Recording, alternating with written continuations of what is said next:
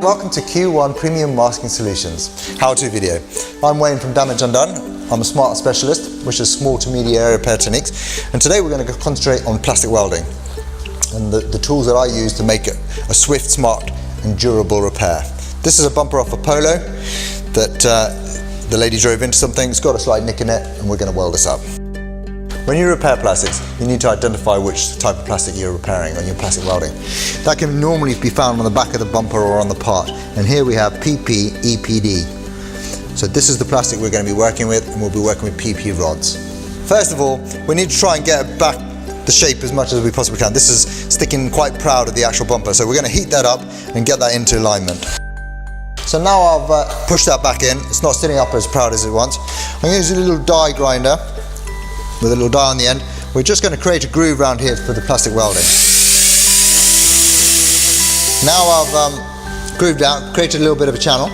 I'm going to use a PP welding rod, and what we're going to do is we're going to melt this into the section. So now I've done the weld, what I'm going to do is I'm going to DA the area, take it down to level, using a little mini DA and a 50 grit disc.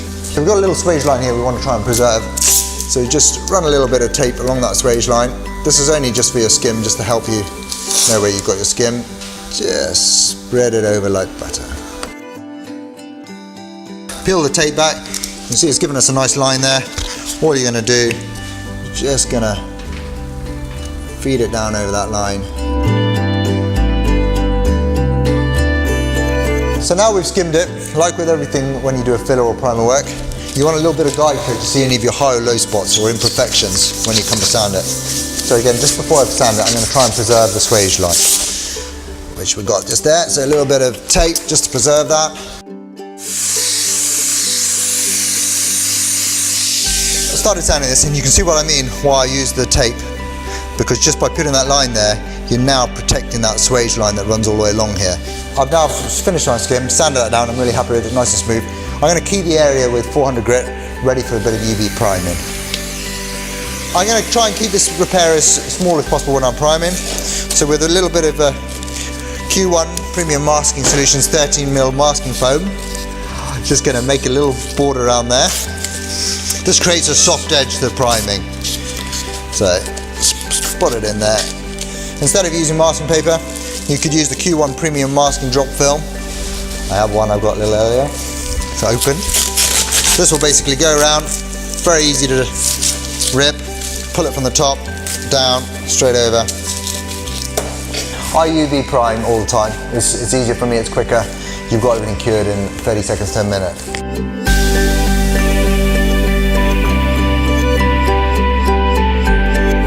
Put a tiny bit of guide coat. All I'm going to do is just on the swage line again to protect it so we don't go over.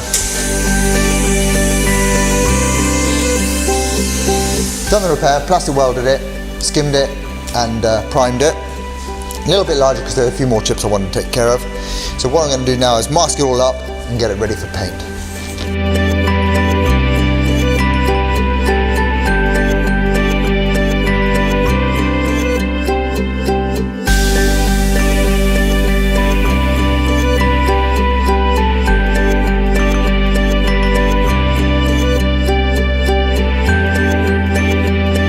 So job's all done, it's all painted and lacquered, faded out in the area I wanted to fade it out.